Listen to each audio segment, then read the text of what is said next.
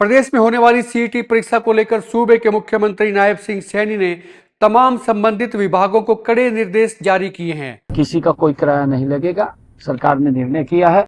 CM ने व्यवस्थाओं की गहन समीक्षा भी की है और इसे बेहतरीन तरीके से मुकम्मल करने की हिदायत दी है। आपको पता है हरियाणा में सीईटी की परीक्षा होनी है। 13,87,000 बच्चों का रजिस्ट्रेशन हुआ और अभी 26-27 को उसका पेपर भी होने वाला है। मुख्यमंत्री चाहते हैं कि परीक्षा पूरी तरह से ट्रांसपेरेंसी के साथ में आयोजित हो और इसमें भाग लेने वाले तमाम छात्रों यानी कि तमाम परीक्षार्थियों को किसी भी तरह की कोई दिक्कत पेश ना आए। मुख्यमंत्री नायब सैनी ने जिला प्रशासन से कहा है कि संबंधित तमाम संवेदनशील परीक्षा केंद्रों की जानकारी समय रहते गृह विभाग को भेज दें। वो नहीं चाहते कि कोई भी किसी तरह की भी लापरवाही की कोई गुंजाइश भी रहे। सीएम ये भी चाहते हैं कि प्रश्न पत्र भंडारण स्थल से परीक्षा केंद्र तक की संपूर्ण प्रक्रिया की वीडियोग्राफी सुनिश्चित की जाए, यानी कि जहां से प्रश्न पत्र चलेगा और जहां पर पहुंचेगा उस तमाम रूट की वीडियोग्राफी होगी, यानी कि लीकेज की संभावना ना के बराबर कोशिश सरकार कर रही है। और इस बार सीटी से जुड़ी भ्रामक सूचनाओं के प्रसारण पर भी निगरानी रखी जाएगी।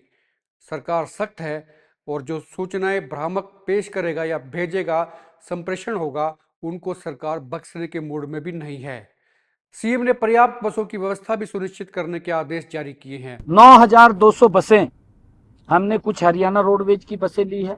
ये पहली मर्तबा हो रहा है कि जब महिला परीक्षार्थियों के अभिभावकों के लिए भी बसों में व्यवस्था की गई है, यानी कि उनके साथ में अभिभावक भी परीक्षा केंद्र पर जब आना चाहते हैं तो वो भी निःशुल्क बसों में ट्रेवल कर पाएंगे। बेटियों के लिए परिवार का एक व्यक्ति जा सकता है। मुख्यमंत्री नायब सिंह सैनी ने सभी जिला उपायुक्तों और पुलिस अधीक्षकों को निर्देश दिए हैं कि 26 और 27 जुलाई को आयोजित होने वाली सीटी परीक्षा के मद्देनजर सभी संवेदनशील परीक्षा केंद्रों की जानकारी समय रहते गृह विभाग को भेज दें। इसकी वजह यह है कि ताकि आवश्यकता पड़ने पर संबंधित क्षेत्रों में इंटरनेट सेवा बाधित की जा सके, यानी कि निलंबित की जा सके। और इस निलंबन की प्रक्रिया को पूरे करने के लिए कई बार समय की जरूरत होती है और सरकार चाहती है या सरकार ऐसा सोचती है कि जहां जहां ऐसी संभावनाएं हैं वहां पर इंटरनेट को फ्रीज किया जाएगा। कुल मिलाकर परीक्षा को पूर्णतः शांतिपूर्ण और निष्पक्ष बनाना सरकार का मकसद है। मुख्यमंत्री इस पर कड़ी नजर रखे हुए हैं, लिहाजा तमाम अधिकारियों की बैठक भी उन्होंने ली है। और मुख्यमंत्री ने यह भी कहा है कि हरियाणा कर्मचारी चयन आयोग यानी कि HSSC द्वारा पहली बार इतने बड़े स्तर पर सीटी परीक्षा का जो आयोजन किया जा रहा है, लिहाजा तमाम अधिकारियों को चौकन्ना रहने की जरूरत है। ऐसे में सभी उपायुक्त और पुलिस अधीक्षक परीक्षा से संबंधित तमाम तरह की, यानी कि आप कह सकते हैं कि सभी आवश्यक तैयारियों को समय पे पूरा करें। इसके लिए उनको कड़े निर्देश, कड़ी आदेश आप कह सकते हैं कि वो दिए गए हैं, ताकि परीक्षार्थियों को किसी भी प्रकार की असुविधा का सामना ना करना पड़े। आपके क्षेत्रों में आपको कोई परेशानी है तो नीचे कमेंट करके भी आप बता सकते हैं कि किस तरह की परेशानियां आ सकती हैं या आ रही हैं, उनको भी पहुंचाया जाएगा सरकार तक।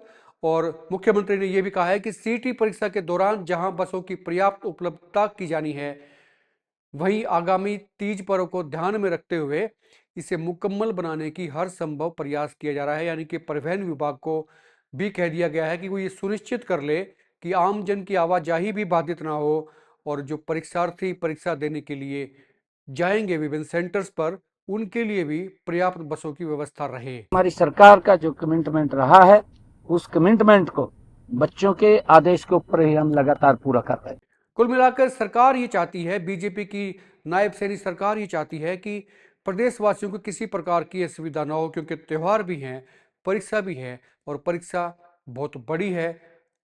बहुत भारी संख्या में परीक्षार्थी इस परीक्षा में हिस्सा लेने वाले हैं और मुख्यमंत्री ने आमजनों से भी अपील की है कि 26 और 27 जुलाई को आयोजित इस सीटी परीक्षा के दिनों में अपनी सुविधा को ध्यान में रखते हुए अगर गैर जरूरी हो, यानी कि जरूरी ना हो, तो फिर यात्रा से बचें, ताकि जो तमाम परीक्षार्थी जो इस परीक्षा में हिस्सा लेंगे, बैठेंगे सीटी की परीक्षा में, उनको अपने सेंटर्स पर पहुंचने में दिक्कत पेश ना आए।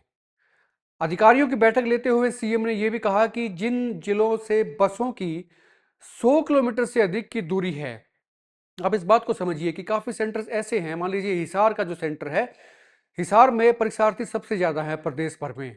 एचएससी के चेयरमैन ने बताया था।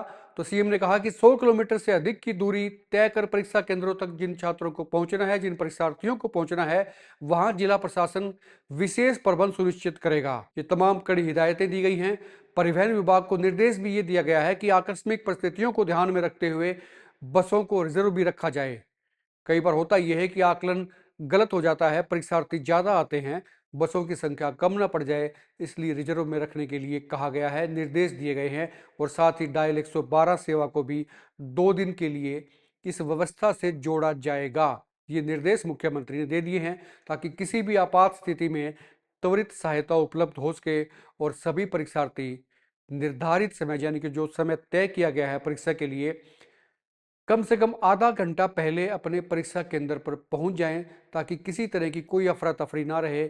शांति से वो अपनी परीक्षा दे सकते हैं, एक अच्छे माहौल में अपनी परीक्षा दे सकते हैं। मुख्यमंत्री ने निर्देश ये भी दिए हैं कि महिला परीक्षार्थियों के साथ आने वाले अभिभावकों को भी परीक्षा दिवस के दिन, यानी कि जिस दिन परीक्षा है उस दिन बसों में निःशुल्क यात्रा की सुविधा उपलब्ध कराई जाएगी। ये बड़ी बात है और नायब सैनी सरकार का उन अभिभावकों को ये तोहफा है जिन अभिभावकों के बच्चे, यानी कि परीक्षार्थी, खासतौर पर महिला परीक्षार्थी परीक्षा देने के लिए सेंटरों में जाएंगे, तो अभिभावक भी उनके साथ में, अपने बच्चों के साथ में, उन परीक्षार्थियों के साथ में, उन महिला परीक्षार्थियों के साथ में मुफ्त में यात्रा करके उनके साथ जा सकेंगे।